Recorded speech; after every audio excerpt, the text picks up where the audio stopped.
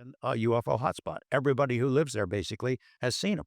Balls of light, orbs, structured craft, daylight, nighttime. She would take a shower in the morning, locks the door, puts a towel and a hairbrush on the cabinet, gets out of the shower, door still locked, hairbrush and towel are gone. Blind Frog Ranch has always been surrounded by stories of skinwalkers, but when a team of scientists showed up to investigate, what they uncovered shocked them to their core. This was the day ordinary dirt turned into silver right in front of their eyes. The energy zone. According to ranch owner Dwayne Ollinger, they arrived with what he calls a $1 million lab on wheels, packed with detectors, sensors, sampling gear, and boxes of instruments so expensive they looked like they belonged in a national research facility. They were trained teams who had been briefed, had checklists and baselines, and knew what results should look like. If I told Eric everything that we know about on this project and what has happened here right at the front, I think he'd have packed his shit up and left. But he's a big boy. I think he can handle it. I want to see this. Can we do that tonight? Hell, let's go. They arrived early, set up carefully, ran test after test, and documented every step for the cameras. Dwayne still gets chills when he talks about what happened next. He remembers the day ordinary dirt, plain, local soil, scooped from a patch of ground on his property, turned into metal right in front of his eyes. And this is not him talking about a rumor or a blurry photograph. He's talking about a process he watched from start to finish. Eric's took their samples. They heated the dirt in a crucible and prepared for the predictable outcome. And yet, by the end of the experiment, they were staring at something they could not explain. He calls that patch of ground the energy zone. This land right here is like something I've never seen. The electronics go crazy. I've never seen that before. Strange things happen to the equipment. Turn it off! There's an energy here that's just different. And I can prove it. To him, the name isn't for effect. He says if you step into it, your whole body begins to hum. It's a buzzing you can feel in your teeth, in the back of your skull, a low vibration like static on the skin. People who haven't experienced it tend to doubt it, but those who have stood there, who felt the invisible pressure, leave with a different expression. They become convinced something powerful radiates out of that spot. Not a heat you can see, but a force you can feel. But there's one memory that still stands out to Dwayne. He had been carrying a used crucible in his truck, an old, dirty metal cup with residue from a previous job clinging to its sides. Nothing special about it. Later, as he handled it inside the energy zone, a piece of metal simply fell out. That unexpected nugget startled him, and when the scientists saw it, it startled them too. It didn't match any of their expectations. The strangest thing of all was that the dirt itself didn't have to be special. Dwayne made that point again and again. They weren't shipping in sand from some rare deposit or scooping up precious ore. Any ordinary dirt would do, so long as it was processed inside that energy zone. Take regular soil, heat it in a crucible there, and something unusual can happen. Instead of producing a dull, glassy bead, which is what you'd expect when heating sand, since sand is mostly silicon dioxide, sometimes you pour out the brightest little metal you've ever seen. We've had scientists come in with all these dadgum detectors and the whole 9 yards, set up their $1 million worth of equipment, and they'll test the dirt there. We'll heat it up in that energy zone. It makes metal. They look at it, they load all their stuff up and leave. Dwayne once watched one of these tests from start to finish. He stood just behind the scientists, arms folded, eyes fixed, as they collected their sample and placed it in the crucible. He heard them describe the expected outcome for the record, a molten bead of glass, nothing more. One scientist even half-joked that if a metal nugget came out, he'd have to rethink everything he'd learned. Then they turned up the heat, timed the reaction, and poured. What came out was not glass. When the crucible tipped, instead of the dull bead they were waiting for, a small V-shaped drop of bright metal rolled into view. Not rough slag, not a blackened lump, a shiny nugget that looked like it had no business coming from a cup of dirt. Following this, the room went quiet in the way rooms go quiet when everyone realizes they're looking at something that shouldn't be possible. Eric traded looks and murmured, "That's crazy," and "I don't see how that can happen." One admitted, flatly, that the result went against the theory of how it all works. They didn't leave because the experiment failed. They left because it succeeded in a way their models couldn't contain. From the outside, the process looked simple. Heat the sample, run the crucible, tip it out. But the result, a small, shining nugget where only a bead of glass should have been, was anything but ordinary. People joked about hillbilly science and backyard tinkering, But even the jokes couldn't explain the metal sitting there in the pan. Dwayne admits he doesn't have answers. He says he shouldn't speculate too much. He calls it weird. He calls it something the scientific world doesn't yet know how to explain. And to him, that alone proves something. There's more going on at Blind Frog Ranch than anyone is telling, and even seasoned scientists, armed with $1 million worth of equipment, can't yet fit it into the neat boxes of their theories, heat and alchemy.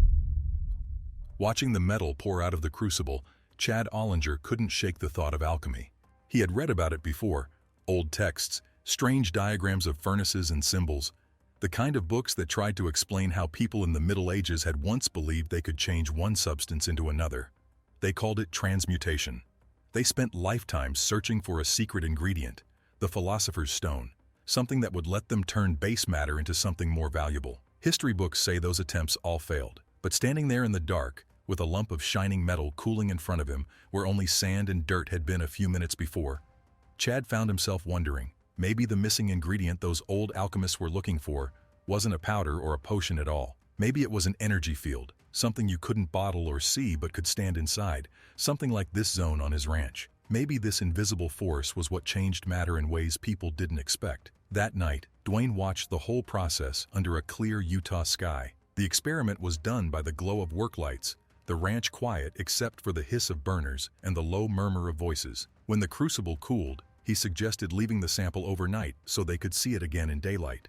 The team agreed. They were careful with the find, setting it aside like evidence at a crime scene. They wanted to study it more, not lose a shred of data. But even with their careful steps and every scientific instrument they had hauled in, the results were already straining the rules they knew. Dwayne thought about Eric, a geologist who had been skeptical before this night. Eric might have walked away if he'd heard everything Dwayne had learned about this strange zone, but he stayed. He wanted to see for himself. Dwayne respected that. He thought Eric could handle it. For Dwayne himself, the experience only deepened his curiosity. He wanted to see more that night. And so, instead of shutting it down, they stayed out there a little longer, letting the questions build. By the end of the night, Dwayne summed it up simply for the cameras. Scientists know a lot, but some things just can't be shoved into existing boxes. This, the buzz in your body, the unexpected metal in the crucible, the baffled faces of trained researchers was one of those things. It was strange. It was thrilling. And for Dwayne, that thrill was part of why he kept coming back to the energy zone, pointing the X-ray gun. By morning, the little lump they'd pulled from the crucible wasn't just a dark blob anymore. In daylight, it caught the sun and seemed to wake up. Chad squinted and leaned closer. The surface had a bluish tint, almost like the sheen on a raven's feather. It wasn't flakes exactly, but something in it was sparkling back as if tiny mirrors were embedded in the metal. Everyone crowded around the table. This was the same dirt they had heated up in the energy zone the night before. Now it looked like something entirely different. Eric admitted aloud he was still trying to wrap his head around it. "This is all new for me," he said, shaking his head. "I need to test it." So they did what scientists do. They grabbed a tool. Out came the handheld XRF gun, a portable instrument about the size of a hairdryer. Chad watched as Eric explained it for the record. "It shoots a small beam of X-rays at the sample," he said. "Each element bounces that energy back in its own unique way. The gun reads the signature and tells us exactly what's in there. In other words, if this lump really was some kind of metal, the XRF would name it." Everyone held their breath as he pressed the trigger. The first scan beeped. Numbers flashed on the little screen that didn't make sense.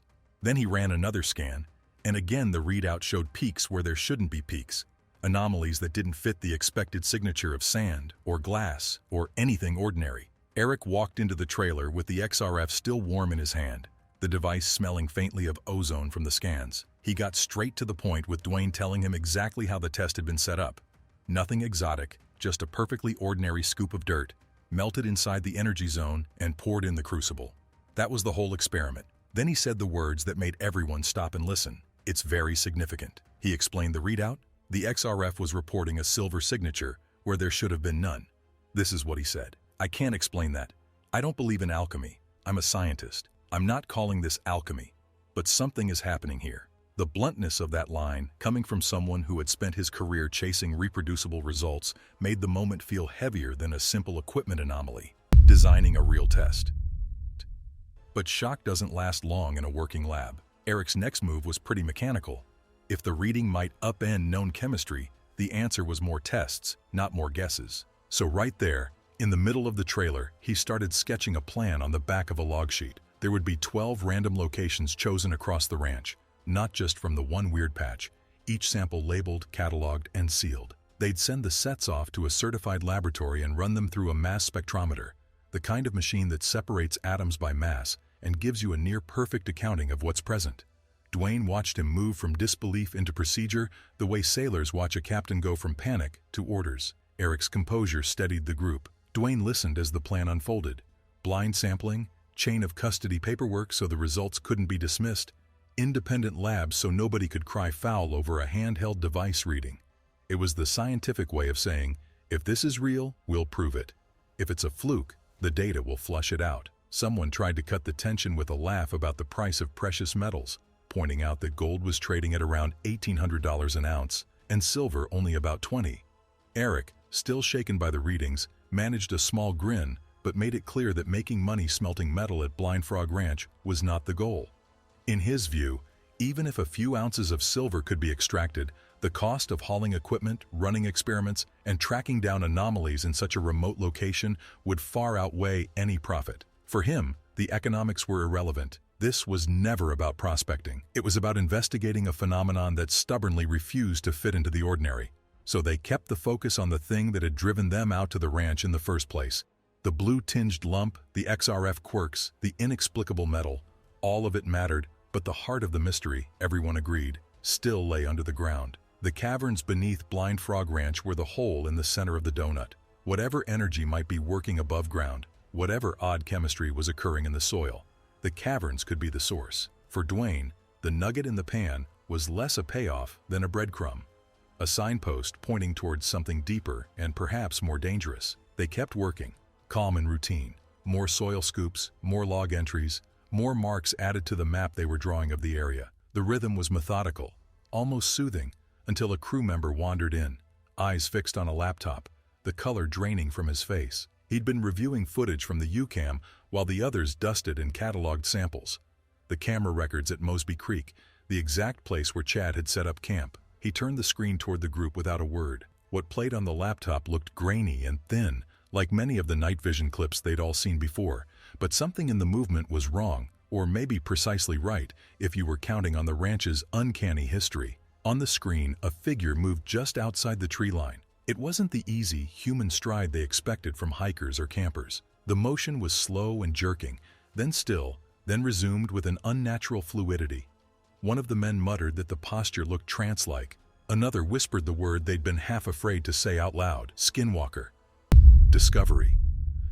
Silence fell so quickly, it felt like someone had switched off the lights. This was no longer an abstract set of data points or a strange metal lump. This was footage of something odd happening where Chad and his family were sleeping. Chad paled and said he had to call his wife. She and the kids were out at Mosby Creek that night. He pushed back his chair so hard you could hear it scrape, fumbling for his phone with hands that didn't stop shaking. In seconds, the mood in the trailer changed. Sampling protocols and map markers gave way to a new, urgent calculus. Did they go to check the camera site now? Inform local law enforcement? The measured language of science was still there, but it was threaded now with a human panic that no instrument could quiet. They hurried to gather their things, but the images from the laptop had already done their work and turned curiosity into a protective, immediate concern.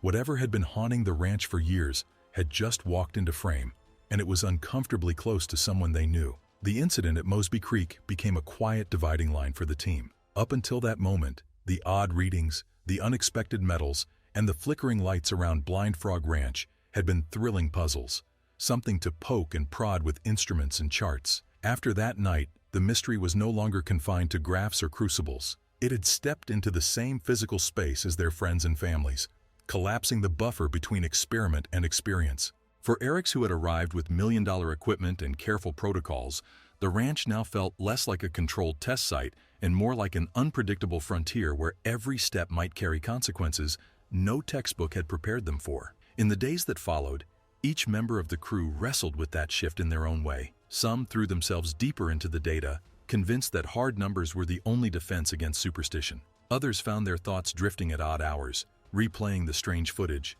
the shimmer on the metal, the feeling of the energy zone humming underfoot. Even the most skeptical among them had to admit the ranch had a way of unseating certainty, of pulling rational minds into a state of watchfulness that bordered on unease. Blind Frog Ranch was no longer just a case study. It was a living environment pressing back on its observers. That awareness changed the mission. Instead of chasing a single headline discovery, they began to think in terms of long-term monitoring, safety plans, and what it might mean if the phenomena they were documenting could escalate. The caverns beneath the property, once simply an enticing geological feature, took on the character of a hidden stage where unseen forces might be operating. The team's work maps started to look less like treasure maps and more like tactical charts. The deeper they dug, the clearer it became that the ranch itself was shaping the investigation, not the other way around. Yet for all the unease, the drive to continue remained. Each anomaly hinted at a larger pattern. Each unexplained reading suggested an undiscovered mechanism at work. For seasoned scientists, the possibility of observing a process unknown to modern physics was still irresistible, even if it came wrapped in folklore about skinwalkers. And for Dwayne Ollinger, whose determination had built the operation in the first place, the events only reinforced his sense that something important lay hidden under his land. A discovery that could change more than just the boundaries of a ranch. Standing back from the immediate scare of Mosby Creek, the story of that night settled into a larger narrative, a team on the edge of known science, drawn into an environment where legend and data overlap. Blind Frog Ranch remained what it had always been, a place where the extraordinary refuses to stay in the background, and the question hanging over everyone was no longer just what they might find, but what might find them first.